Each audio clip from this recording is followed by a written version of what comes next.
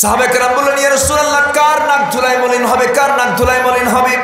রাসূল বললেন, মান আদরাকা ওয়ালিদাইহি ইনদাল কিবার আহাদুহুমা আও কিলাইহিমা, যে ব্যক্তি বৃদ্ধ বয়সে তার মাকে পেল অথবা বাবাকে পেল অথবা দুজনকে পেল, কিন্তু তাদের দ্বারা তার জীবনের গুনাহ মাফ করে নিতে পারলো না।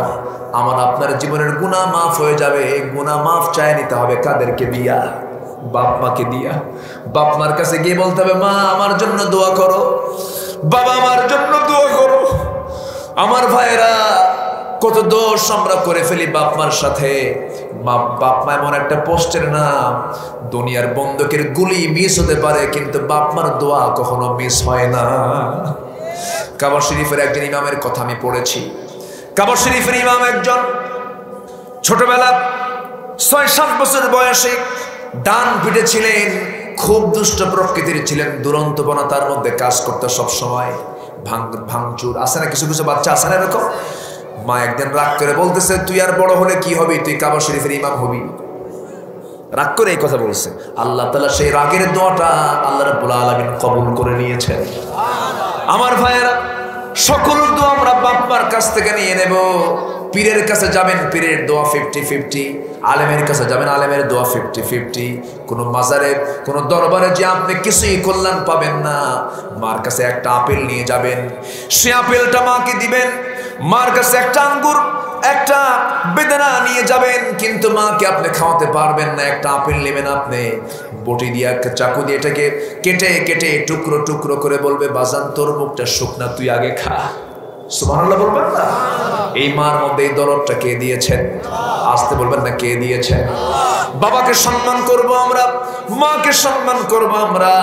একজন জগৎ শ্রেষ্ঠ একজন মুহাদ্দিস মুফাসসির ছিলেন, আমার নবীজির অত্যন্ত কাছের সাহাবী আব্দুল ইবনে আব্বাস বলেন, তিনি বিশাল বড় মুফাসসির ছিলেন। তিনি বলেছেন, ইন্নী লা আ'লাম আমালান আকরাবু ইলাল্লাহি মিন বিররিল ওয়ালিদাইন। আমার জানা মতে এই দুনিয়াতে আল্লাহর নৈকট্য হাসিলের জন্য সবচেয়ে উত্তম আমল হলো বাপ-মার সঙ্গে সুন্দর আচরণ করা, সুন্দর করে কথা বলা। তাহলে আমরা আজকে শিখে নিলাম একটা গুরুত্বপূর্ণ বিষয়, সবচাইতে বড় পীর হলো কে? বলেন বলেন বলেন বলেন, কে? বাপ-মার কাছে গিয়ে পড়ে যাব, মাকে মাঝে মাঝে কোলের মধ্যে নিয়ে নিবেন। আমার মাকে কোলে নেয় নাই? বুড়া মা একটু কোলে নিবেন, মাকে নিয়ে একটু আদর করবেন, মার কপালে চুম্বন করবেন, মার হাতটা একটু হাতের মধ্যে নিবেন। ভুল হলে পরে বারবার মাফ চেয়ে নিবেন। আল্লাহর কসম করে বলি, মার মন থেকে যদি দোয়া আসে, তার জান্নাত মিস নাই, তার জান্নাত মিস নাই। আমরা কড়া করে কথা বলি, অনেক সময় শক্ত ভাষায় কথা বলে ফেলি। না না, এই ভুলটা কখনো করবেন না। ভালোবাসা চলে গেছে হলো গাছতলা, ভালোবাসা চলে গেছে বটতলা, ভালোবাসা চলে গেছে পরকীয়ার মধ্যে, ঠিক কিনা? এই জন্য সাংস্কৃতিক ওয়ার, সাংস্কৃতিক যুদ্ধ চলছে গোটা দুনিয়া জুড়ে। আমেরিকা ইউরোপের টার্গেট হলো 180 কোটি মুসলমানকে উলঙ্গ করো। 180 কোটি মুসলমান নারীদের ভিতরে আমাদের সভ্যতা ছড়িয়ে দাও, মেয়েদের উলঙ্গ করে ঘর থেকে বের করে দাও। তার ফলাফল হলো আমার দেশ মিস বাংলাদেশ কম্পিটিশন হয় কি হয় না? হয় কিনা? হয় কিনা? এই নোংরামিগুলো যখন মুসলমানদের মধ্যে ছড়িয়ে পড়বে, সব ধ্বংস হয়ে যাবে। এই জন্য আমার বন্ধুগণ, জীবনের সকল জায়গায় আমরা হুকুম মেনে চলবো কার? এক জায়গায় না সব জায়গায়, এক জায়গায় না সব জায়গায়। ইবাদত মানে হলো, ইবাদত মানে আমরা অনেকে মনে করি ইবাদতের সংজ্ঞা যদি দিতে যাই সময় একটু লেগে যাবে। আমাকে সময় দেবেন তো নাকি? ইবাদতের সংজ্ঞা মানে হলো কি? ইবাদত মানে আমরা অনেকে মনে করি আযান হলো নামাজটা পড়লাম, রমজান এলো রোজাটা রাখলাম, টাকা হলো হজটা করলাম, টাকা হলো যাকাতটা দিলাম, বাপ মা মরে গেছে তাদের নামে একটা মাদ্রাসা করে দিলাম, টাকা আছে একটা মসজিদ বানায় দিলাম। আমার আল্লাহ আমারে জান্নাত না দিয়ে যাবে কোথায়? এরকম লোক আছে না? না আবার বলে, হুজুর একটা মাদ্রাসা বানায় দিছি, হজ করে আসছি, ট্রিপল হাজি। কি হাজি? ট্রিপল, হ্যাট্রিক, 3 বার হজ করেছি হুজুর। কিন্তু খোঁজ নিয়ে জানা গেল ওই হাজি সাহেব তার বোনের সম্পত্তি বুঝে দেয় না, বোনের সম্পত্তি মেরে খায়। এরকম আছে মনে হয় দিনাজপুরে? নাই? বাপ যেদিন মারা গেছে, বোন সম্পত্তির মালিক কিনা বলেন? আস্তে আস্তে বলেন। বন সম্পত্তির মালিক হয়ে গেল।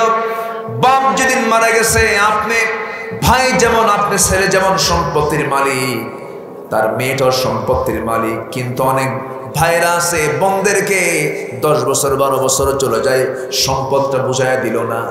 এই যে ধানি জমিগুলো আপনি জিম্মি করে বোনের সম্পত্তি আপনি জবরদখল করে খেলেন, এটা হালাল হলো না হারাম হলো? এর মধ্যে ইবাদত আছে না নাই? আবার বোন যখন বাড়িতে আসে তাকে ঠিকই খাওয়ায়, হয়তো পিঠা খাওয়ালো, কি বলো, কিসের দাওয়াত দেয় এটা? পিঠার দাওয়াত, নবান্নের মধ্যে নিয়ে চলে আসলো বোন। 7-8 দিন থেকে গেল, 9-10 দিন 12 দিন থেকে গেল, মিষ্টি খাওয়ালো, নবান্ন খাওয়ালো, আর মাঝে মাঝে ওয়াজ করে, আমার বোন শোনো, অংশ নিলে কিন্তু ধ্বংস হয়। দেখছেন কি ফতোয়া দিচ্ছে? অংশ নিলে নাকি ধ্বংস হয়ে যায়। এই সমস্ত কথাগুলো কি ইমানদারের না মুনাফিকের? বরঞ্চ বোন কেন বলবে? বোন চলে গেছে স্বামীর ঘরে, সেই স্বামীর ঘরে থাকা বোনকে আস্তে করে ডাক দিয়ে বলবে, আমার বোনরা শোনো, আব্বা মারা গেছে, এই যে 20 বিঘা জমি রেখে গেছে, এই যে অংশটুকু তোমরা এটা পাবে। এমনকি আমার বাড়ির, আমার বাবার রেখে যাওয়া একটা বটিও যদি হয়, সেই বটিটাকে টুকরো টুকরো করে তোমাদেরকে আমি দিয়ে দেব। যার অংশ ঠিক থাকবে তার জান্নাতের অংশ ঠিক থাকবে, আর যে কারো অংশ মেরে খাবে তার জান্নাতে কোনো অংশ নাই। কষ্ট হচ্ছে মনে হয় আপনাদের? এই সমস্ত কথাগুলো কি দরকার আছে না বলা? কিন্তু আমি খুব কষ্ট ফিল করছি, কেন জানেন? আপনার ঠান্ডাতে বসে আছে, কোনো আপত্তি নাই তো? জোরে বলি ইনশাআল্লাহ।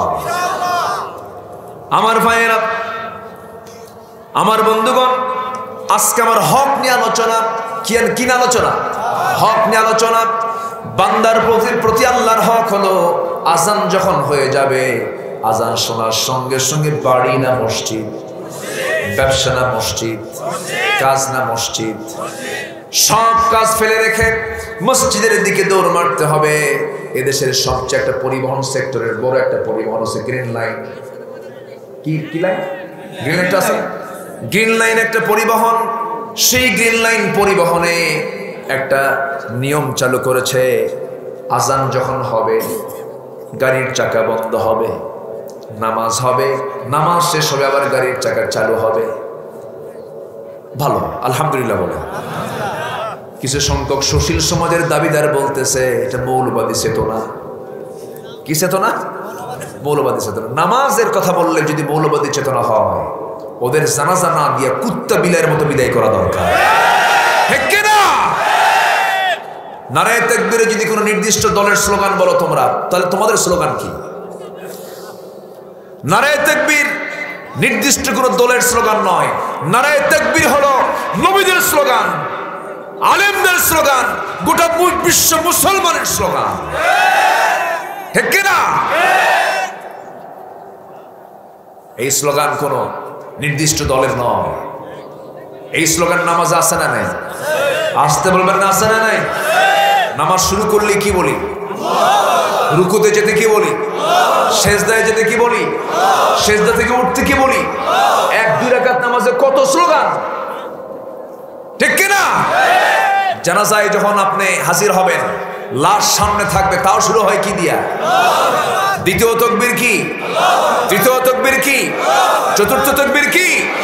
অতএব যারা নারায়ে তাকবীর আল্লাহু আকবার এই জাতীয় স্লোগানকে যারা বিতর্কিত করতে চায়, তাদের ঈমান বিতর্কিত, চিন্তা বিতর্কিত, জন্ম বিতর্কিত মুসলমান।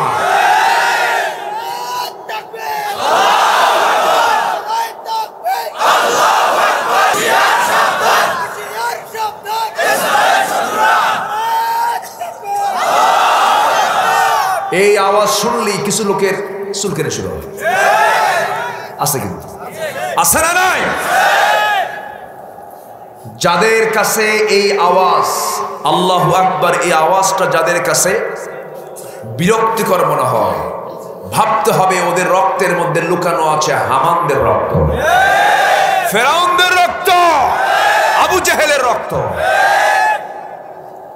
আমার চেতনাকে, আমার সাহসকে, আমার সাহায্যকারীকে, আমার একমাত্র কেবলমাত্র শুধুমাত্র বন্ধুকে ইন্নামা ওয়ালিয়ুকুমুল্লাহু ওয়া রাসূলুহু ওয়াল্লাযীনা আমানু। তোমার বন্ধু তো এক নম্বর আল্লাহ, কারণ আমার প্রাণ কার হাতে?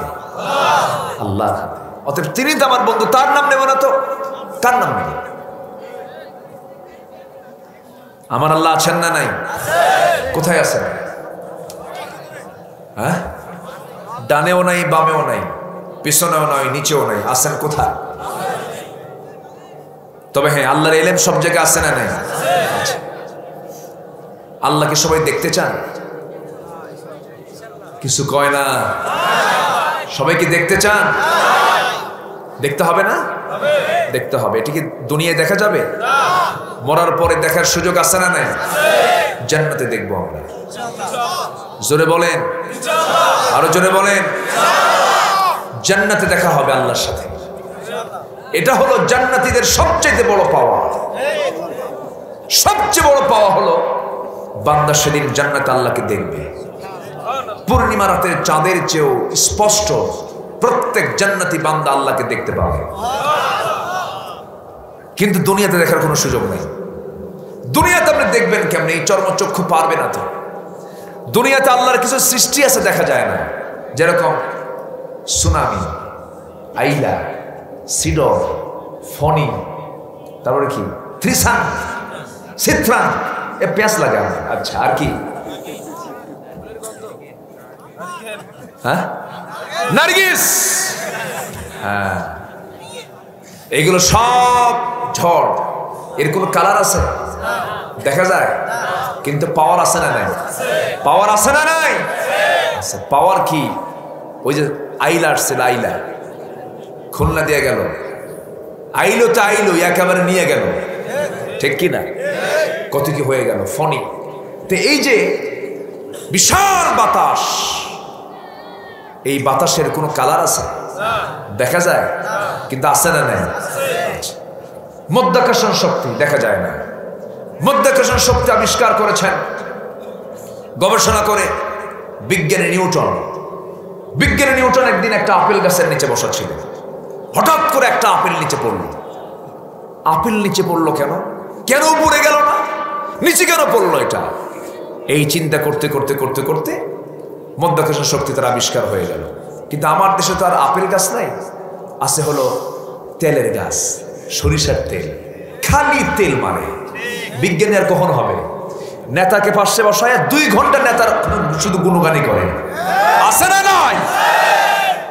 যতক্ষণ তোমার মুখে নেতার গুণগান গাওয়া হয়, ততক্ষণ আল্লাহর গুণগান গাইলে তুমি জান্নাত পেয়ে যাবা, আছে না নাই? খালি তেল মানে। ওই যে আমার দেশে তার আপেল গাছ নাই, সরষের তেল, ঠিক আছে না? এই হচ্ছে অবস্থা।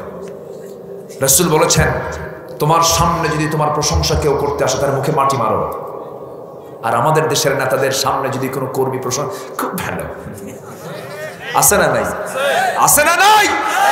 আহম্মক, এগুলো আহম্মক। প্রশংসা হবে সামনে নয়, প্রশংসা হবে আড়ালে। কিন্তু আমরা সামনে প্রশংসা করি আর আড়ালে গীবত করি। আড়ালে কি করি? সামনে পাইলে ভাই আপনার মতো মানুষই হয় না, এটা আড়াল হলে খাইয়া ফেলা মতো সুযোগ পেলে। এটা কি ইমানদারের কাজ না মুনাফিকের কাজ? আমার ভাইয়েরা, একটু কান লাগাবেন। এই পৃথিবীতে আমার কেউ আপনজন বলতে কেউ নাই। আমার আসলাম ভাইয়ের সঙ্গে আমার পরিচয়, মরে যাব কোনো পরিচয় থাকবে না। এই যে আমার ভাইজান আজকে আমার সঙ্গে দেখা হলো, কথা হলো, মরে যাবেন উনি একদিন, আমি একদিন মরে যাব। লাহা মা কাসাবাত ওয়া লাকুম মা কাসাবাতুম। সে যা অর্জন করেছে তার, আমি যা অর্জন করেছি আমার। আমি মরে যাব এখনই, আমার সন্তান থেকে আমি বিচ্ছিন্ন হয়ে পড়ব। যে বউ আমার মোহাব্বতের জন্য পাগল, চোখে পানি ফেলে ফেলে কান্দে, আমার স্বামী তুমি কখন আসবে? প্রবাস জীবনে যারা থাকে, স্ত্রীগুলো কাঁদতে কাঁদতে বেকারার হয়ে যায়। সন্তানের জন্য বাবা, মার জন্য সন্তান কান্দে। এই যে মায়া, মমতা, ভালোবাসা সব একদিন মাইনাস হয়ে যাবে।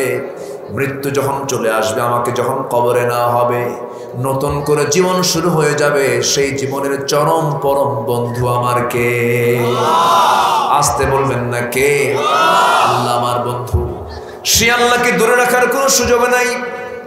আমরা কত বোকা, আমরা কত হোসে খাটো, আমরা আল্লাহকে দূরে রাখার চেষ্টা করি। না না, সেই বান্দা সবচাইতে বিচক্ষণ, যে বান্দা আল্লাহকে সবচেয়ে বড় সাক্ষী বানায়া চলে।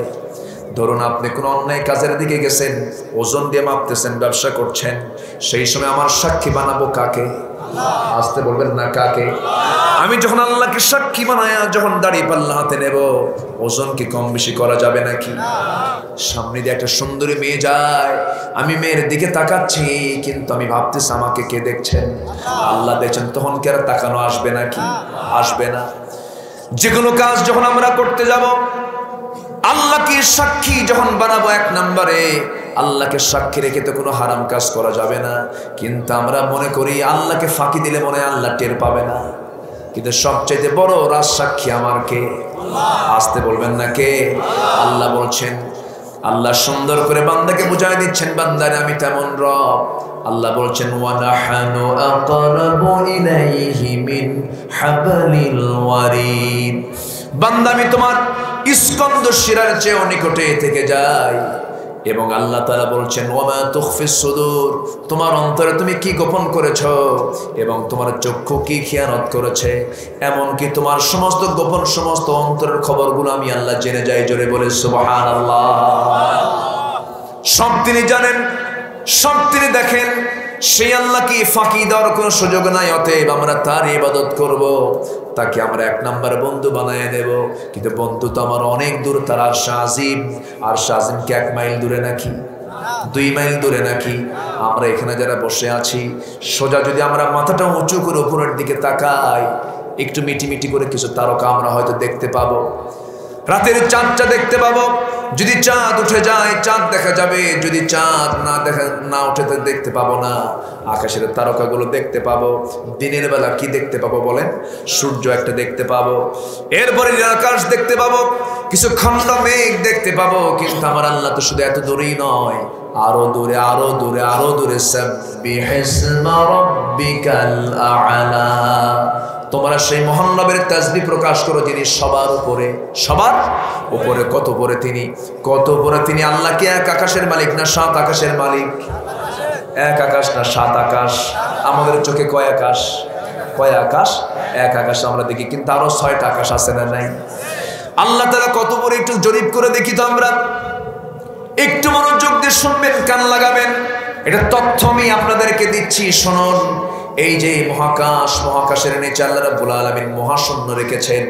সেই মহাশূন্যের মধ্যেই হলো চাঁদ, মহাশূন্যের মধ্যেই হলো সূর্য, মহাশূন্যের মধ্যেই হলো তারকাগুলো।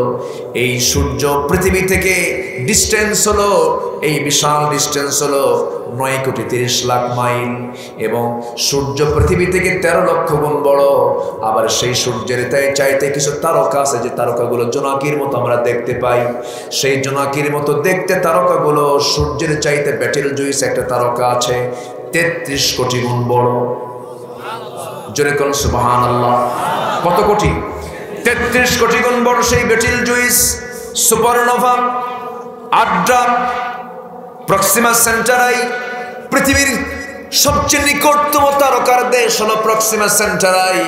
যদি কোনো বান্দা যদি মনে করে চাঁদের দেশে ঘুরলাম, একটু তারকার দেশে ঘুরে আসবো, যদি কেউ তারকার দেশে ঘোরার জন্য যাওয়ার সিদ্ধান্ত নিয়ে নেয়, বর্তমান দুনিয়ার সবচেয়ে দ্রুতগামী যানবাহন হলো অ্যাপোলো 11। অ্যাপোলো 11-এর গতি হলো প্রতি ঘন্টায় 39,000 কিলোমিটার, 39,000 পার আওয়ার কিলোমিটার দূর।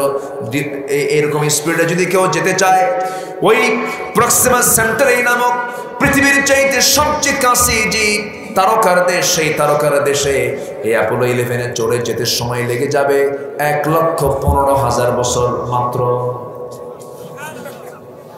যাবেন কারা কারা? হাত তোলেন। কখন? সম্ভব নাকি? সম্ভব না। বাঁচবো হলো 100 বছর, 50 বছর, কিন্তু লেগে যাচ্ছে 1,15,000 বছর। তাও গতি হলো 39,000 কিলোমিটার প্রতি ঘন্টায়। এরপরও বান্দা সেই চাঁদের দেশে যেতে পারবে, কি বলে তারকার দেশে তার পক্ষে যাওয়া সম্ভব নয়। 1,15,000 বছর মানে কি হিসাবই খেলে না। এই তো নিকটবর্তী তারকার কথাগুলো বললাম। এরকম করে 500 বিলিয়ন, মিলিয়ন নয় 500 বিলিয়ন তারকা মিলে, কোটি কোটি তারকা মিলে আল্লাহ তাআলা এক একটা গ্যালাক্সি বানিয়ে রেখেছেন। যেরকম সুবহানাল্লাহ, ব্ল্যাক হোল বানিয়ে রেখেছেন। এ হলো মহাশূন্য। আকাশে তো যাই নাই, এরপরে মহাকাশের দিকে চলে যান। এই আকাশের পর আরেকটা আকাশ আছে মাঝখানে মহাশূন্য, এরপর আরেকটা আকাশ আছে মাঝখানে মহাশূন্য, এরপর আরেকটা আকাশ আছে, এরপরে মহাশূন্য। আবার দ্বিতীয় আকাশটা প্রথম আকাশের চাইতে অনেক বড়, দ্বিতীয় আকাশের চাইতে প্রথম আকাশটা এত ছোট যে মরু সাহারার মধ্যে কোনো বান্দা যদি তার হাত থেকে, আঙ্গুল থেকে যদি আংটি ফেলে দেয়, আংটি ওই সাহারার তুলনায় যেমন ছোট, তেমনি দ্বিতীয় আকাশের তুলনায় প্রথম আকাশ তেমনি ছোট।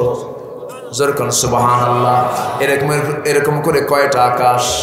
7টা আকাশের উপরে আমার আল্লাহ তাআলার আরশ, ওয়াসিআ কুরসিয়ুস সামাওয়াতি ওয়াল আরদ। জোরে বলুন আল্লাহু আকবার।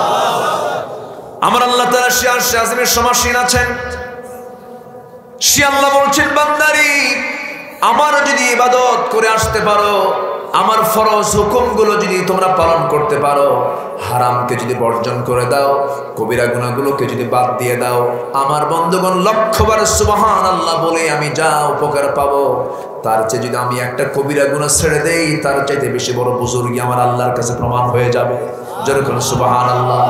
জিকির করে সুবহানাল্লাহ আলহামদুলিল্লাহ, কিন্তু সুদ খায়, কাম হবে নাকি? এই ওঠে কেন? আমি কি দোয়া করে দেবো নাকি? হ্যাঁ, বসে, বসে। ঠিক আছে, খুব সুন্দর মানুষ আপনারা, বলেন আলহামদুলিল্লাহ। কেউ যায় নাই। আমি একটু ধমক টমক না মারলে তো হবে না। এটা হচ্ছে মোহাব্বতের ধমক, রাগ করা যাবে না। ওই বাচ্চা দুধ খেতে চায় না, বাচ্চার মা কি করে? মা সন্তানকে ওষুধ খাওয়াবে, কিন্তু ওষুধ খেতে চাচ্ছে না, ওষুধ খুব তিতা। যখনই মুখের মধ্যে দেয়, এই কেন, কে কয়? আবার এতটুকু কাণ্ডজ্ঞান থাকতে হবে না? আচ্ছা, তো বাচ্চা ওষুধ খেতে চাচ্ছে না, মা কি করে? বাবা খা, বাবা খা, কিন্তু ঠোঁট দুইটা শক্ত করে ধরে, দাঁত আর নড়ায় না, খাবেই না। শেষে মা কি করে? 2 পা 2 হাত একসঙ্গে শক্ত করে ধইরা মুখের মধ্যে নোট, খা। কি ঠিক কিনা কর? কিন্তু এর মধ্যে মহব্বত আছে না নাই? তো আপনাদের যে একটু ধমক টমক দিচ্ছি, রাগ করা যাবে না, কিন্তু এটা মহব্বতের ধমক। হয়তো বলবেন, হুজুর আপনি ধমকাচ্ছেন কেন? না, একটু বসে। কয়টা হক? আসল কয়টা হক? চলতেছে কয় নাম্বার? কার হক? আল্লাহর হক। আমরা আল্লাহ তাআলার ইবাদত করব। ইবাদত শুধু আনুষ্ঠানিক কিছু ইবাদতের নাম নয়। ইবাদত মানে হলো আমার গোটা জীবনের সমস্ত কর্মকাণ্ড হতে হবে কার বিধান মতো? আস্তে বলবেন না, কার বিধান মতো? আমার চাকরি চলবে কার আইনে? আমার ব্যবসা চলবে কার হুকুমে? আমার সমস্ত কর্মকাণ্ড চলবে কার হুকুমে? আমার পরিবার চলবে কার নিয়মে? আমার ছেলে মেয়েদের শিক্ষা দেব কার নিয়মে? সকল কাজ যখন আমি আল্লাহ তাআলার হুকুম অনুযায়ী করব, এটাই হবে ইবাদত। এবং সঙ্গে আল্লাহ তাআলা একটা বিষয় ক্লিয়ার করে জানিয়ে দিলেন, ইবাদতের ক্ষেত্রে সবচাইতে বড় একটা বিশাল বড় ক্যান্সার হলো, সেটা হলো ওয়ালা তুশরিকু বিহি শাইআ। তোমরা আল্লাহ তাআলার সঙ্গে কোনো প্রকার শরীক স্থাপন করতে পারবে না। আল্লাহ প্রকাশ্যে ঘোষণা করে দিয়েছেন, ওমাই ইউশরিক বিল্লাহ ফাকাদ হারামাল্লাহু আলাইহিল জান্নাহ। যে বান্দা শিরিক করবে তার জন্য জান্নাতটা হারাম হয়ে যাবে, সে জাহান্নামে চলে যাবে। জান্নাত যার জন্য হারাম হয় সেটা হলো শিরকের কাজ। যত গুনাহ হোক না কেন কোনো প্রবলেম নাই, কিন্তু শিরকের গুনাহ করা যাবে না। আজকে সমাজে শিরকের গুনাহ আছে না নাই? আসতে বলবেন না, আছে না নাই? শিরিক কাকে বলে? শিরিক কত প্রকার? শিরিকটা কেমন ধরনের গুনাহ আল্লাহ রাব্বুল আলামিন কোরআনে কারীমের বিভিন্ন জায়গায় বলেছেন। এক জায়গায় বলছেন লোকমানকে দিয়ে, লোকমান তার সন্তানদেরকে ওয়াজ করেছেন, তার সন্তানদের মাঝে 13টা ওয়াজ করেছেন, এর মধ্যে 1 নম্বর ওয়াজ হলো লা তুশরিক বিল্লাহ ইন্নাশ শিরকা লাযুলমুন আযীম ওয়াল্লাযীনা আমানু ওয়া লাম ইয়ালবিসু ঈমানাহুম বিযুলমিন উলাইকা লাহুমুল আমনু ওয়া হুম মুহতাদুন। জোরে বলুন আল্লাহু আকবার। আমার কলিজার টুকরা সন্তান, 1 নম্বর নসিহত হলো তোমরা শিরিকের কাজ করবে না। শিরিকটা কি? শিরিকটা কাকে বলে? যে কাজটা আল্লাহর পারমিশন নাই, যে কাজে আল্লাহ বাদ পড়ে গেছে, সেটাই হলো শিরিক। কোন কাজে কি আল্লাহকে বাদ দেওয়া যাবে নাকি? আসতে বলুন, বাদ দেওয়া যাবে নাকি? সকালবেলা বাকি দেওয়া যাবে না। কে বাদ পড়লো? সকালবেলার মালিককে। সকালবেলা কি কুলক্ষণ নাকি? সকালের সুবহের সকালবেলার মালিক হচ্ছেন আল্লাহ তাআলা। সকালবেলা তুমি বাকি দিবা না, অথচ বাকি দিলে পরে সওয়াব আছে না নাই? কিন্তু আজকের সমাজে বাকি যে দেয় সে কি বিপদে না নিরাপদে? হ্যাঁ, আর যে নেয় বলেন। আজকের সমাজের প্রেক্ষাপটে যে বাকি নেয় সে তো আরামে থাকে, যে দেয় বাকি সে পড়ে যায় বিশাল বড় ফাঁকিতে। বাকির টাকা দেয় না। ভাইরে টাকা দিবা নাকি? দেব। ভাই টাকা দিবা নাকি? দেব। এরকম করে ডেটের পরে ডেট চলে যায়, তাকে টাকা দেয় না। শেষ পর্যন্ত রাগের ঠেলায় দোকানদার বলে, ভাই তুই কি আমার আর সত্যিই টাকা দিবি নাকি? শেষ পর্যন্ত সেই লোকটা বলে, যে টাকা নিয়েছে, যে জিনিস নিয়েছে, দাম দেয় না, সে বলে, তুই কি এখনো টের পাস নাই? এরকম বলার লোক আছে না বাংলাদেশে? বাংলাদেশ আছে না নাই? হজ করে কোনো লাভ হবে নাকি? লাভ হবে নাকি? লাভ হবে না। ঋণ করে মারা গেলে পরে শাহাদাত পর্যন্ত ক্যান্সেল হয়ে যাবে। ঋণ বড় ভয়াবহ মারাত্মক জিনিস। আমার রাসূল মাঝে মাঝে এই দোয়াটা করতেন, আল্লাহুম্মা ইন্নী আউযু বিকা মিনাল হাম্মি ওয়াল হাযানি ওয়াল আজাজি ওয়াল কাসালি ওয়াল জুবনি ওয়াল বুখলি ওয়া দালা'id দাইন ওয়া গালাবাতির রিজাল। আল্লাহ তুমি আমাকে সকল প্রকার ঋণ থেকে আমাকে হেফাজত করো। ঋণ করে মারা গেলে আখিরাতে বিপদ আছে না নাই? বিশাল বড় বিপদের জন্য ঋণ মুক্ত জীবন আমরা গড়ব। কিন্তু আজকে আমার দেশের ঋণগ্রস্ত লোক বেশি সবচাইতে ধনী মানুষ না গরিব মানুষ?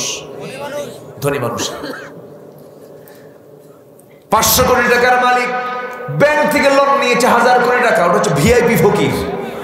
ঠিক কি না? ফকির না, ফকিরনি।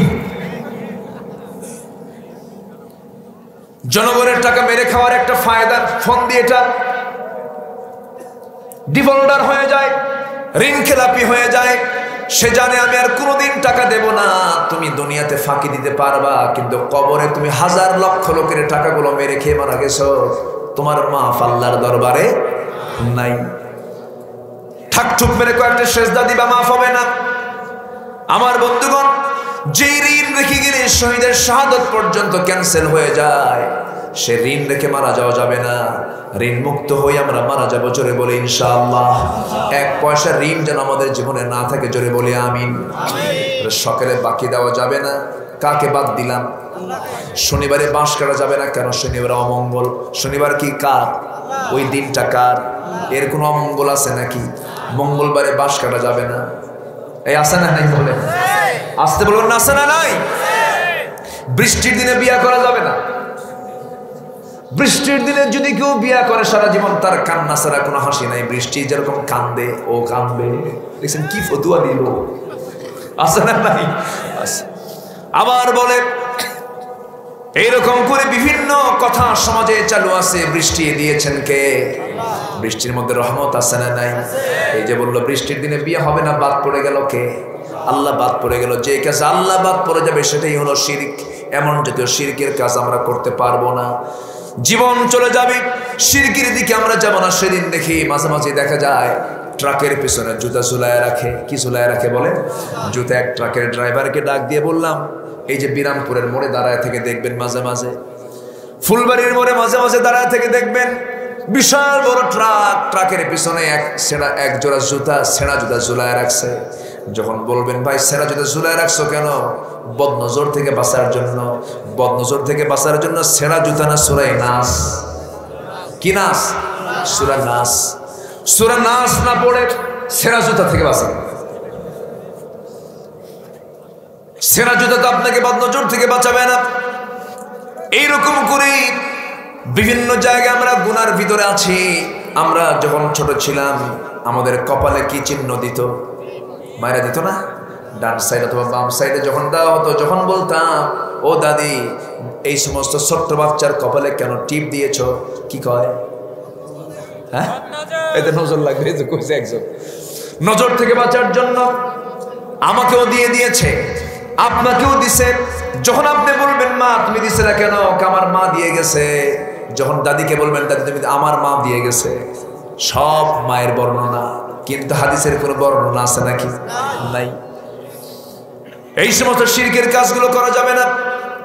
শিরকের অনেকগুলো ক্লাস আছে, তবে সবচেয়ে বড় শিরক হলো বান্দা যখন আল্লাহর বিধানকে বাদ দিয়া সেই জায়গায় যখন বান্দার বিধান যখন বিশ্বাস করবে, বান্দার বিধান যখন কায়েমের সংগ্রাম করবে, সে হচ্ছে সবচেয়ে মারাত্মক মুশরিক। এরকম মুশরিক আছে না? আসতে বলবেন না, আছে না? নয়।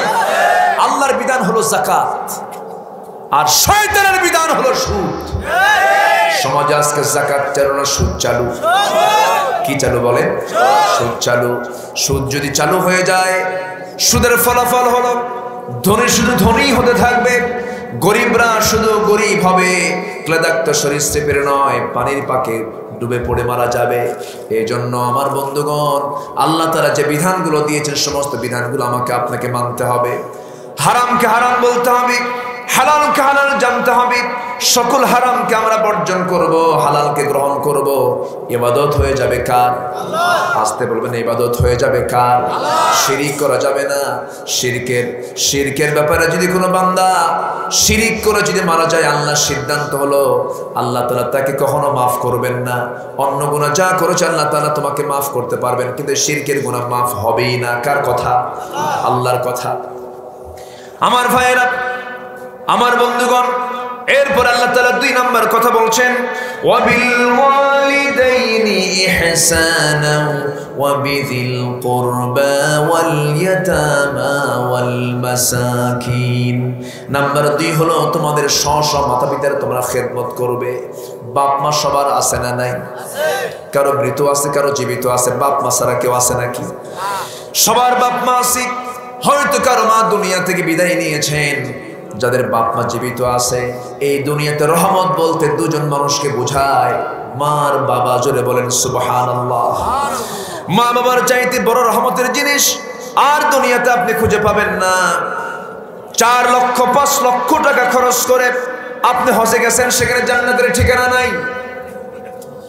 ফজর নামাজ ঠান্ডা পানি দিয়ে ওযু বানায়া নামাজে দাঁড়ায় গেছেন, জান্নাতের ঠিকানা সেই জায়গায় নাই। কিন্তু জান্নাতের ঠিকানা যদি খুঁজে পেতে চান, কার পায়ের নিচে? যেরকম কার পায়ের নিচে? এটা কি মোল্লার কথা না নবীর কথা? নবী বলেছেন, আল জান্নাতু তাহতা আকদামি উম্মাহাত। মার পায়ের নিচে জান্নাত, মার পায়ের নিচে জান্নাত। একজন অসুস্থ সাহাবী যুদ্ধে যেতে পারেন না, তিনি এসে বলছেন, ইয়া রাসূলুল্লাহ উরিদুল জিহাদ, ইন্নী আশতাহিল জিহাদ। আমি জিহাদ করতে চাই, যুদ্ধে যেতে চাই, কিন্তু আমি তো অসুস্থ হুজুর, আমার জিহাদের বিকল্প কোনো কিছু আছে নাকি? রাসূল সঙ্গে সঙ্গে বলেন, হাল বাকিয়া মিন ওয়ালিদাইক, তোমার কি তোমার বাপ মা জীবিত আছে নাকি? হুজুর বাপ মা জীবিত আছে।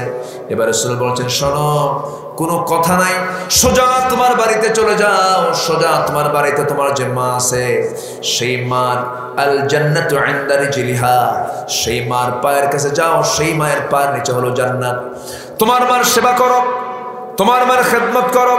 তুমি যদি এটা করতে পারো, ফাইজা ফাআলতা যালিক, যদি এটা করতে পারো, তাহলে ফান্তা মুজাহিদ, ফান্তা সাইম, ফান্তা মুসাল্লি, ফান্তা মুতামির, ফান্তা হাজ। আল্লাহু আকবার। তুমি যদি তোমার মার খেদমত করো, যদি সন্তুষ্ট করতে পারো, এটাই তোমার হজ হবে, এটাই তোমার জিহাদ হবে, এটাই তোমার উমরা হবে, এটাই তোমার সমস্ত রোজার কাজ হয়ে যাবে, নামাজের কাজ হয়ে যাবে। জোরে বলুন সুবহানাল্লাহ। সবার বাড়িতে মা বোন আছে না নাই? বোনের হক আদায় করতে হবে, ঠিক আছে, কিন্তু পৃথিবীতে সবচেয়ে গুরুত্বপূর্ণ হক হলো বাপ মার হক।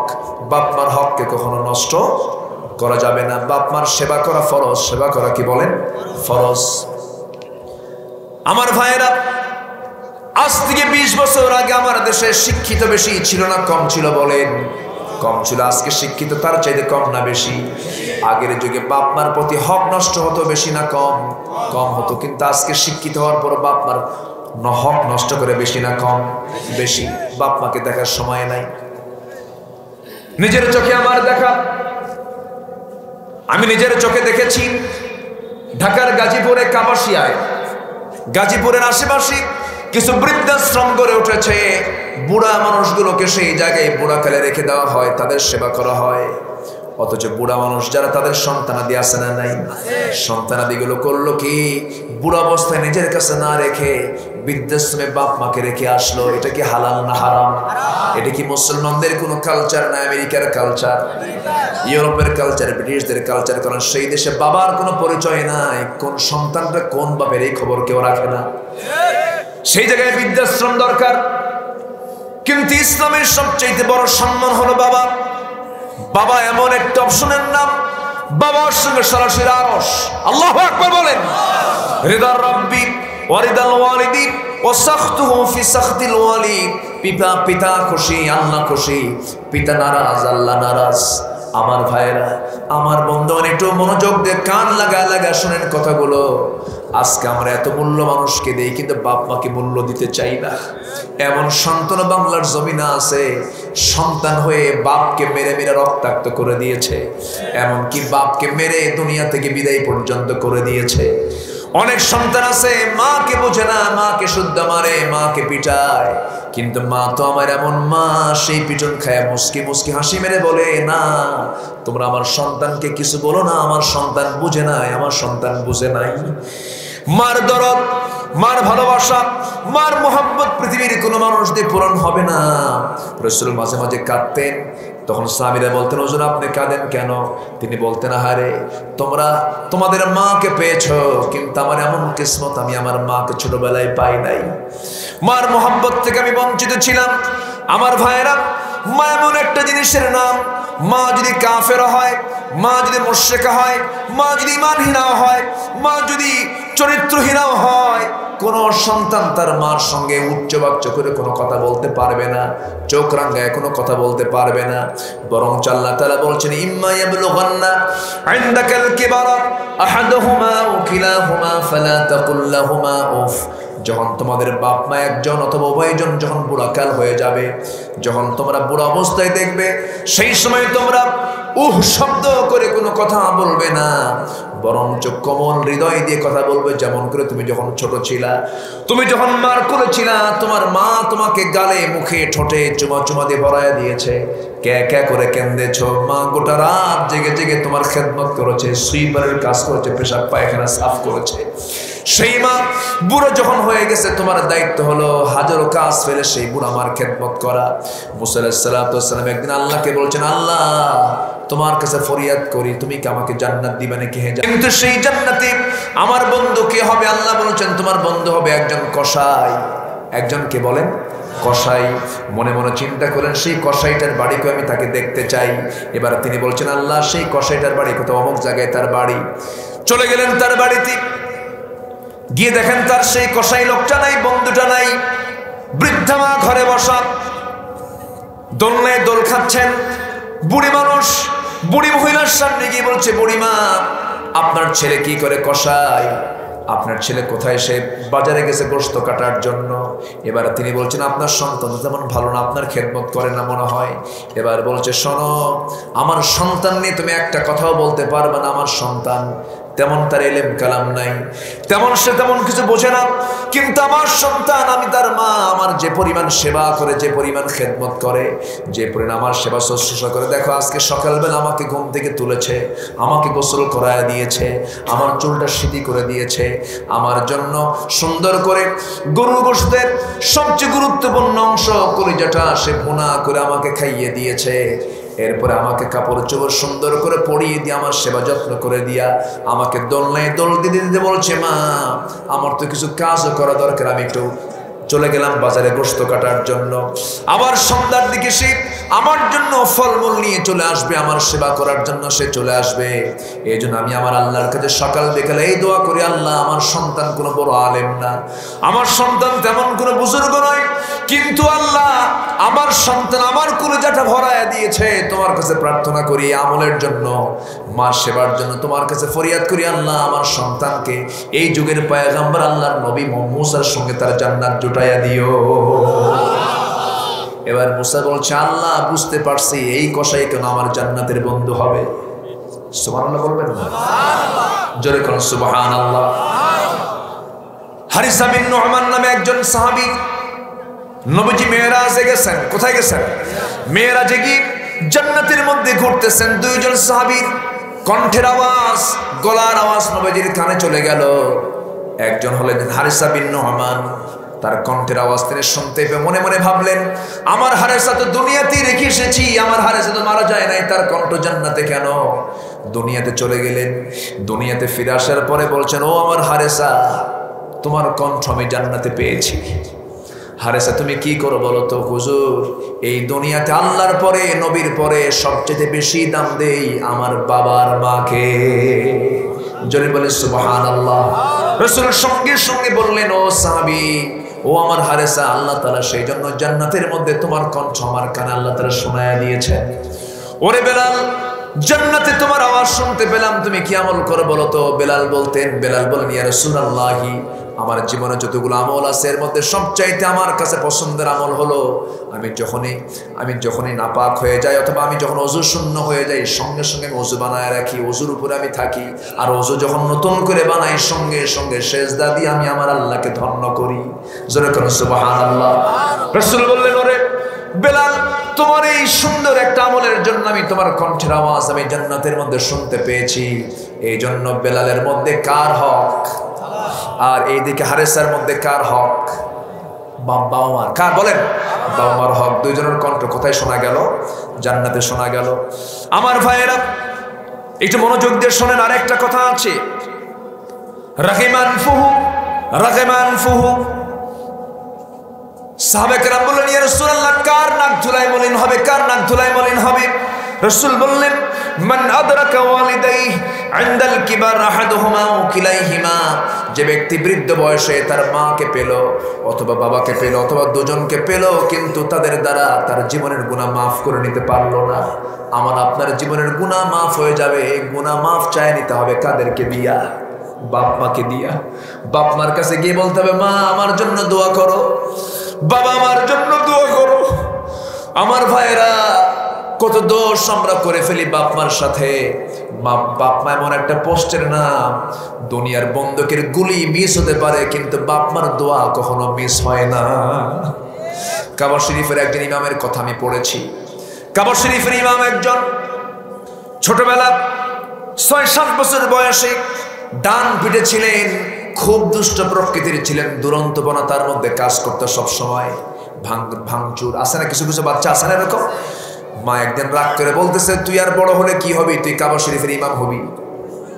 রাগ করে এই কথা বলছে। আল্লাহ তাআলা সেই রাগের দোয়াটা আল্লাহ রাব্বুল আলামিন কবুল করে নিয়েছেন। আমার ভাইয়েরা, সকল দোয়া আমরা বাপ মার কাছ থেকে নিয়ে নেব। পীরের কাছে যাবেন, পীরের দোয়া 50-50, আলেমের কাছে যাবেন, আলেমের দোয়া 50-50। কোনো মাজারে কোনো দরবারে যে আপনি কিছুই কল্যাণ পাবেন না। মার কাছে একটা আপেল নিয়ে যাবেন, সে আপেলটা মাকে দিবেন। মার কাছে একটা আঙ্গুর, একটা বেদানা নিয়ে যাবেন, কিন্তু মাকে আপনি খাওয়াতে পারবেন না। একটা আপেল নেবেন, আপনি বটি দিয়ে চাকু দিয়ে এটাকে কেটে কেটে টুকরো টুকরো করে বলবে, বাজান তোর মুখটা শুকনা, তুই আগে খা। সুবহানাল্লাহ বলবেন না? এই মার মধ্যে এই দরদটা কে দিয়েছেন? আসতে বলবেন না, কে দিয়েছেন? বাবাকে সম্মান করব আমরা, মাকে সম্মান করব আমরা।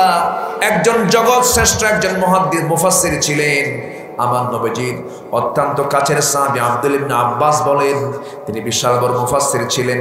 তিনি বলেছেন, ইন্নী লা আ'লাম আমালান আকরাবু ইলাল্লাহি মিন বিররিল ওয়ালিদাইন। আমার জানা মতে এই দুনিয়াতে আল্লাহর নৈকট্য হাসিলের জন্য সবচেয়ে উত্তম আমল হলো বাবার সঙ্গে সুন্দর আচরণ করা, সুন্দর করে কথা বলা। তাহলে আমরা আজকে শিখে নিলাম একটা গুরুত্বপূর্ণ বিষয়, সবচাইতে বড় পীর হলো কে? বলেন বলেন বলেন বলেন, কে? বাপ মার কাছে গিয়ে পড়ে যাব, মাকে মাঝে মাঝে কোলের মধ্যে নিয়ে নিবেন। আমার মাকে কোলে নেয় নাই, বুড়া মা একটু কোলে নিবেন, মাকে নিয়ে একটু আদর করবেন, মার কপালে চুম্বন করবেন, মার হাতটা একটু হাতের মধ্যে নিবেন। ভুল হলে পরে বারবার মাফ চেয়ে নিবেন। আল্লাহর কসম করে বলি, মার মন থেকে যদি দোয়া আসে, তার জান্নাত মিস নাই, তার জান্নাত মিস নাই। আমরা কড়া করে কথা বলি, অনেক সময় শক্ত ভাষায় কথা বলে ফেলি। না না, এই ভুলটা কখনো করবেন না। আমার বন্ধুগণ, আমার নবীজি একদিন বয়ান করছিলেন, হঠাৎ করে বলছেন, সাহাবীরা আমি কি তোমাদেরকে একটা ঘটনার কথা বলবো নাকি? হুজুর বলেন, কি ঘটনা? রাসূল বলেন, সাহাবীরা বনী ইসরাইল যুগে 3 যুবকের কথা মনে হলো। তারা পাহাড়ি একটা গর্তের মধ্যে আশ্রয় নিয়েছিল। কোন একটা জায়গায় যাচ্ছিল, প্রচন্ড ঝড় চলে এলো, পাহাড়িয়া গর্তের মধ্যে তারা আশ্রয় নিয়েছে। আশ্রয় নেওয়ার সঙ্গে সঙ্গে বিশাল ঝড় বৃষ্টি আসলো। সেই গর্তের মুখে একটা বড় খণ্ডের উপর থেকে একটা পাথর এসে দরজার মুখটা গর্তের মুখটা লেগে গেল, পাহাড়ি গর্তের সেই মুখটা লেগে গেল, আর সরানো যাচ্ছে না। এই 3 জন ব্যক্তি যখন গর্তের মধ্যে যখন চাপা পড়ে আছে, এই 3 জন ব্যক্তি তিনজনে 3 জনের চোখের দিকে তাকাচ্ছে, ভয়ে ভীতির চেহারার ছাপ হয়ে গেছে, চেহারায় ভীতির ছাপ। এই 3 জন সবাই বলতেছে, শোনো, আমাদের তো এই বিপদ থেকে কেউ বাঁচাতে পারবে না, বাঁচাবেন কে? আল্লাহ বাঁচাবেন। অথবা আমরা আল্লাহর কাছে ধারণা দিই, কিছু ভালো আমলের চিন্তা করে আল্লাহর কাছে মাফ চেয়ে নেই। সঙ্গে সঙ্গে একজন বলতেছে, আল্লাহ শোনো, জীবনে তেমন কোনো আমার আমল নাই, তবে একটা আমল আমি করার চেষ্টা করেছি, সেটা হলো আমার জীবন যৌবনকে আমি কন্ট্রোল করেছি, আমার যৌবন আমি নষ্ট করি নাই। আমার চাচাতো বোনের সঙ্গে আমার জেনা করার কথা, আমার চাচাতো বোনকে আমি ঘরের মধ্যে তুলেছি, ঘরের মধ্যে তুলে আমার চাচাতো বোনের 2 উরুর মাঝখান পর্যন্ত আমি চলে গেছি, আমি তার সঙ্গে জেনা করব, কিন্তু জেনা করলাম না। যখন আমার বোন, সেই বোনটা বলল, ও আমার ভাই, আমরা যে 2 জন জেনার কাছে লিপ্ত হচ্ছে, আমাদের সাক্ষী কিন্তু আল্লাহ, আল্লাহকে ভয় করো।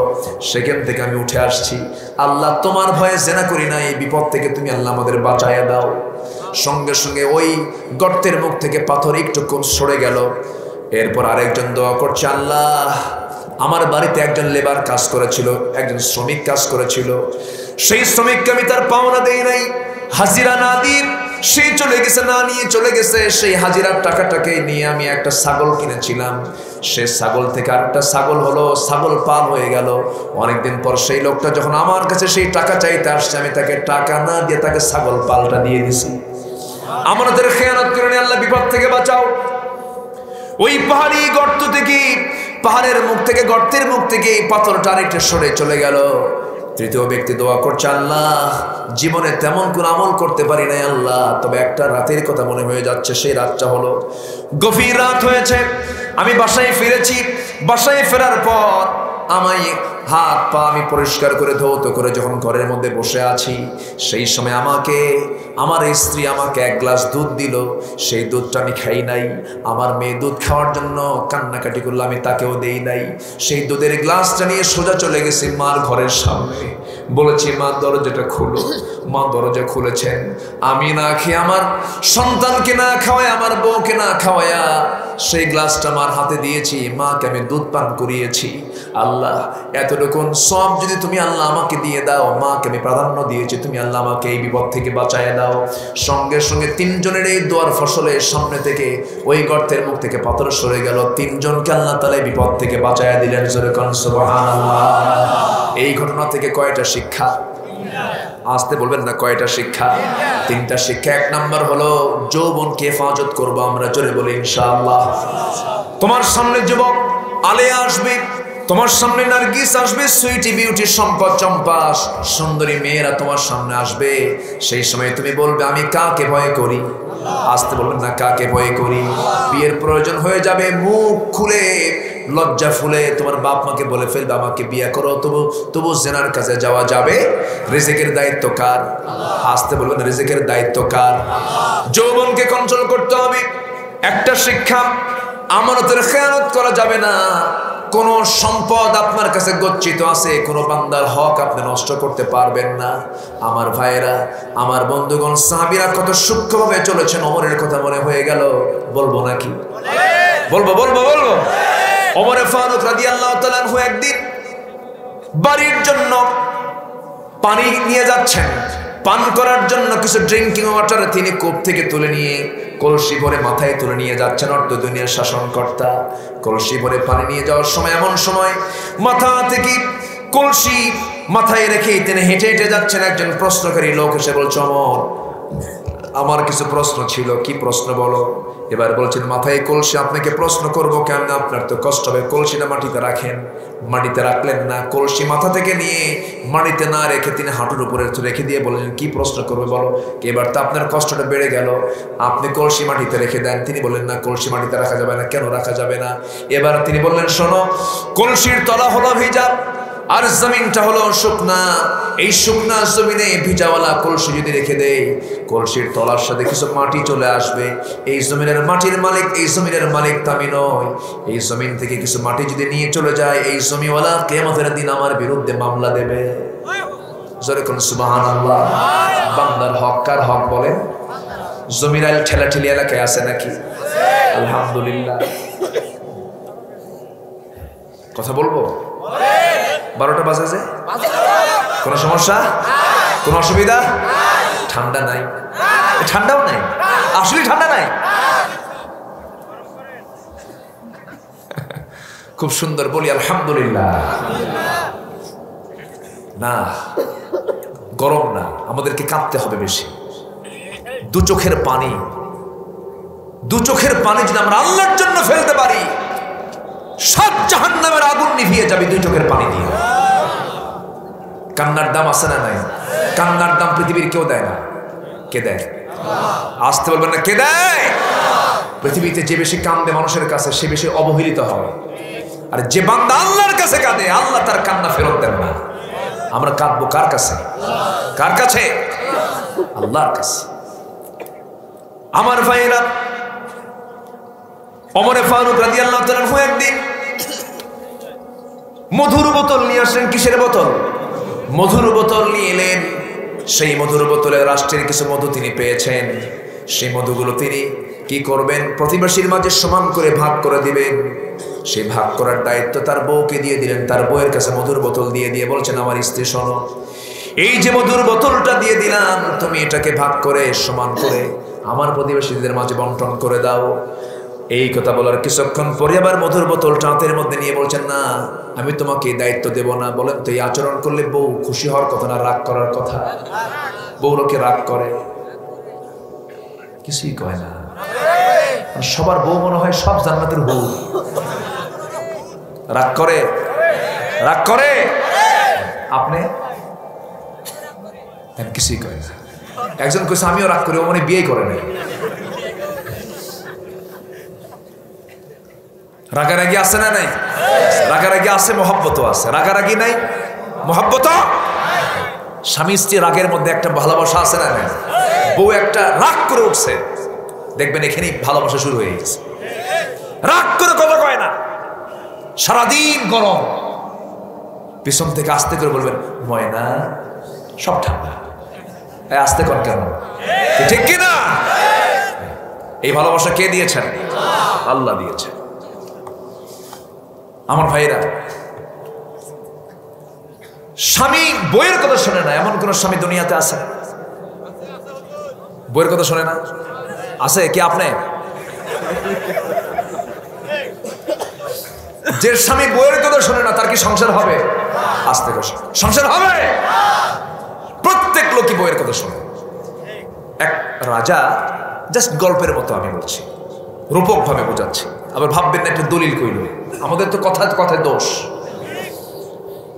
আমি এক আলোচনায়, আমাদের তো আলোচনা অনেক উদাহরণ দিতে হয়। উদাহরণ তো আর দলিল হয় না, উদাহরণ বোঝানোর জন্য হয়। আচ্ছা,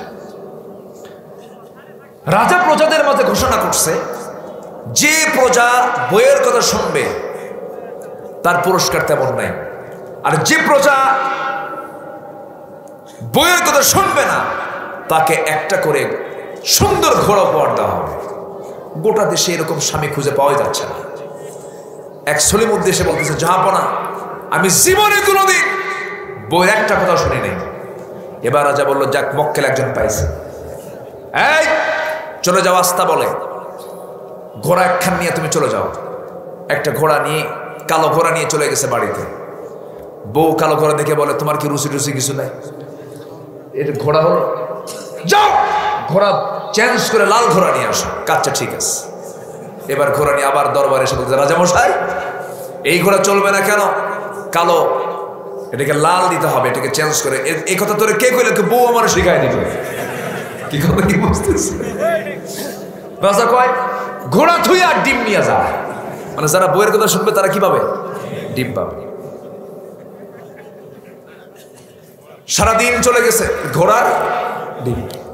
আচ্ছা, চলে গেছে। সন্ধ্যা সন্ধ্যা যখন হয়ে গেছে, রাজা চলে গেছে এখন রানীর কাছে। রানী মুস্কি মুস্কি হাসি মেরে বলে আপনি এমন এমন রাজাদের কি প্রজাদের মাঝে এমন ঘোষণা দিছেন, ঘোড়া পাওয়া লোক তো নাই, পাবেন না। অতএব আপনি যে সিদ্ধান্ত নিয়েছেন, অন্তত যারা বইয়ের কথা শুনে তাদেরকে ডিম না দিয়া 5 কেজি করে চাল দেন। আচ্ছা ঠিক আছে। পরের দিন উজিরদের সঙ্গে মন্ত্রী বৈঠকে বসে রাজা বলতেছে শোনো, আমি সিদ্ধান্ত নিয়েছি যারা বইয়ের কথা শুনবে তাদেরকে 5 কেজি করে চাল দেওয়া হোক। এক মন্ত্রী হঠাৎ করে বলে রাজামশাই এই পরামর্শ আপনাকে কে দিল? বউ আমার শেখায় দিল। কি কথা কি বুঝতেছেন? তাহলে বইয়ের কথা শোনে না এমন কোন লোক আছে? সাইয়েদনা ওমর ফারুকের স্ত্রীর কাছ থেকে যখন বোতলটা নিয়েছেন, বউকে রাগ করা স্বাভাবিক না অস্বাভাবিক? রেগে গেছে। তার ঘটনাও আছে কিছু। ওমর ফারুক খুব তো রাগী লোক ছিলেন। তো ওনার কাছে বিচার চাইতে আসছে এক লোক। বিচারটার বিষয় হলো তার বউয়ের সঙ্গে তার গন্ডগোল। তো এই ফয়সালা নেওয়ার জন্য ওমরের বাড়িতে আসছে। ঘরে বসে আছে বাইরে, কিন্তু ভিতরে ওমর ফারুকের সাথে তার স্ত্রীর চরম বাকবিতণ্ডা হচ্ছে, তর্ক বিতর্ক হচ্ছে। এই আওয়াজ আবার ওই লোকের কানে চলে গেছে। ভাবতেছে আসলাম বিচার চাইতে যার দরবারে, এসে দেখি তার বাড়িতে গন্ডগোল। এই অবস্থা দেখে সে চলে যাচ্ছে। ওমর ফারুক টের পেয়ে বলছেন এই আগন্তুক তুমি কেন আসলে, কেনই বা গেলে, কিছুই তো বলো না। যে সমস্যা নিয়ে আসছিলাম আপনার কাছে সে সমস্যা আপনার ঘরে আছে। ওমর ফারুক বললেন শোনো, আমি ওমর, আমার হুঙ্কারে রোম পারস্য থরথর করে কাঁপে। আমায় যে রাস্তা দিয়ে যায় আমি ওমর, শয়তান শুদ্ধ ভয় পায়। আর সেই ওমরের সামনে ওমরের বউ এত কিছু বলল, ওমর কিছু কইছে না, তুমিও কিছু কইও না, যাও। যেরকম সুবহানাল্লাহ। তাহলে স্বামী স্ত্রী দ্বন্দ্ব মিটাবে চেয়ারম্যান, মেম্বার না তারা নিজেরাই? কারা? নিজেরা। পৃথিবীর কোন আদালত স্বামী স্ত্রী সমাধান করতে পারবে না, কখনো না। এগুলো কথা কি বলার দরকার আছে না? আছে। টের পাচ্ছেন কিন্তু অনেকে। হ্যাঁ, সংসার আছে তো। হযরত ওমর ফারুক রাদিয়াল্লাহু তাআলা আনহু মধুর বোতলটা হাতের মধ্যে নিয়ে এক প্রতিবেশীর কাছে দিয়ে বললেন শোনো, এই মধুর বোতলে যে মধুগুলো আছে ভাগ করে তুমি আমাকে সমান অংশ করে আমাকে একটা অংশ দিয়ে দিবা। সেই মধুটা নিয়ে এবার স্ত্রীর সামনে মুস্কি হাসি মেরে বলছে আমার স্ত্রী রাগ করো না সোনা, রাগ করো না। আমার স্ত্রী তুমি আমার পরে ময়ন করো না, মন ক্ষুণ্ণ হও না।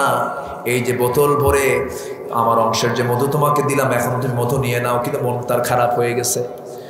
মন যখন তিনি খারাপ করেছেন, ওমর ফারুক বলছেন আমার স্ত্রী আল্লাহর কসম আমি তোমাকে সন্দেহ করি নাই, কিন্তু আমি তোমার কাছ থেকে বোতলটা নিয়ে ভাগ করার দায়িত্ব আমি তোমাকে দেই নাই। এই জন্য দেই নাই কারণ তুমি যখন মধু ভাগ করতে যাবে, মধুটা হলো তরল জিনিস, লিকুইড জিনিস।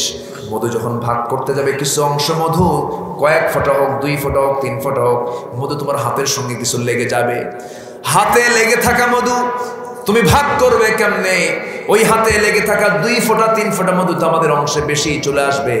এইটুকু অংশ মধু আমাদের অংশে বেশি না আসুক, এটা চাই নাই মনে করে ভাগ করার দায়িত্ব আমি অন্য কাউকে দিয়ে দিয়েছি। জোরে বলুন সুবহানাল্লাহ। আরো জোরে বলুন সুবহানাল্লাহ। এটাই হলো ঈমান। এটা কি বলেন? ঈমান। আমার ভাইরা, তাহলে গেল 1 নাম্বার কার হক?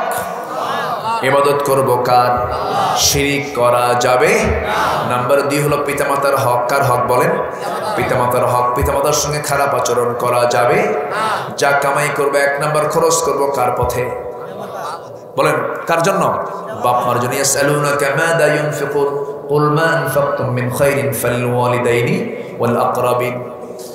এখন আমি একটা প্রশ্ন করব, সবাই একটা প্রশ্নের জবাব দিবেন। মা বড় না বউ বড়? অনেকে চিনতে প্রচুর কি কয়া যায়, মা বড় না বউ বড়? জোরে, মা বড় না বউ বড়? মা বড় না বাপ বড়?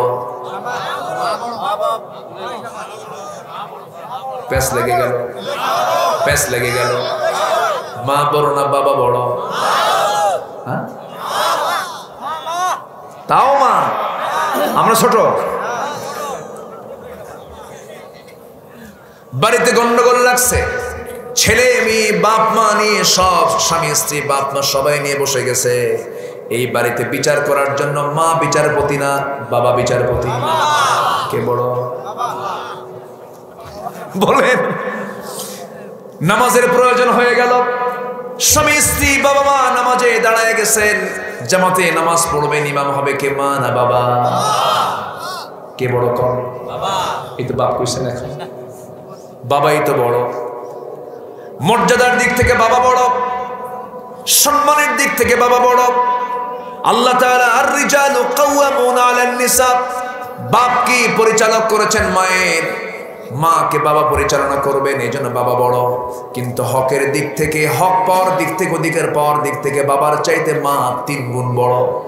যেরকম সুবহানাল্লাহ, 3টা গুণ বেশি হওয়ার কারণ হলো দুধ খাওয়াইছেন মা, পেটে ধারণ করেছেন মা, এরপরে সন্তান ডেলিভারির সময় সিজার হয়েছে, ডেলিভারি হয়েছে, রক্ত জড়িয়েছেন মা। এই 3টা কাজের সঙ্গে বাবার কোনো সম্পর্ক নাই, এই জন্য মায়ের হকটা বেশি।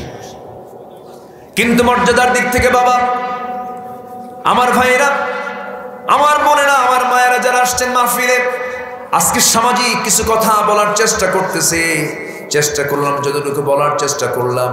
এমন কোনো দিন নাই যে দিনগুলোতে আমাদের কানে আসে না সন্তান বাপ মাকে দেখে না। আসে না নাই? সন্তান বাপ মাকে দেখে না, এই কথা সবার কানে আসে না নাই? যে চেয়ারম্যান প্রত্যেকদিন তার বিচার করার লাগে, এখানে আপনি চেয়ারম্যান নাকি মেম্বার, বিচার করা লাগে না? সন্তান বাবার সঙ্গে সম্পর্ক ভালো না, মাসিক খরচ দেয় না, এই সমস্ত বিষয়গুলোকে লজ্জার না? লজ্জার, বিশাল বড় লজ্জার বিষয় এগুলো। আমরা খেয়াল করবো, জোরে বলি ইনশাআল্লাহ, আর জোরে বলি ইনশাআল্লাহ। আমার ভাইরা, আজকে যদি সমাজে ইসলাম থেকে যেত, কোরআন শিক্ষা যদি থেকে যেত, এই অবস্থাটা হতো না। বৃদ্ধাশ্রমে আমি নিজের চোখে দেখে এসেছি, একজন বড় অফিসার ছিলেন, সেই বড় অফিসার বুড়া হয়ে গেছে, তাকে বৃদ্ধাশ্রমে তার সন্তানরা রেখে গেছে। আমি তাকে বললাম, আপনি বুড়া বয়সে এই জায়গায় কেন? সঙ্গে সঙ্গে তিনি বলছেন, বাবা আমার সন্তানদেরকে শিক্ষিত বানাইছে, আমার সন্তান একজন বড় ইঞ্জিনিয়ার। ইঞ্জিনিয়ার হওয়ার পরে আপনার সন্তান কেন আপনাকে এই জায়গায় রেখে গেল? দেখার সময় নাই, বউদের সময় নাই, তার আমাকে বোঝা মনে করে এই জায়গায় রেখে গেছে। আমার বন্ধুগণ, আমি একটা চ্যালেঞ্জ দেব, বাংলাদেশের যে কোনো, বাংলাদেশ কেন গোটা পৃথিবীর কোনো বৃদ্ধাশ্রমে অন্য কারো বাপ মাকে পেতে পারেন, কিন্তু একজন আলেমের হাফেজের কোনো বাপ মাকে বৃদ্ধাশ্রমে পাবেন না। ঠিক কিনা? কারণ কোরআন যারা পড়বে তারা তাদের বাপ মার সঙ্গে কখনো নাফরমানি করতে পারবে না। কোরআন শিখিয়েছে কিনা বলেন? কোরআন শিখিয়ে দিয়েছে।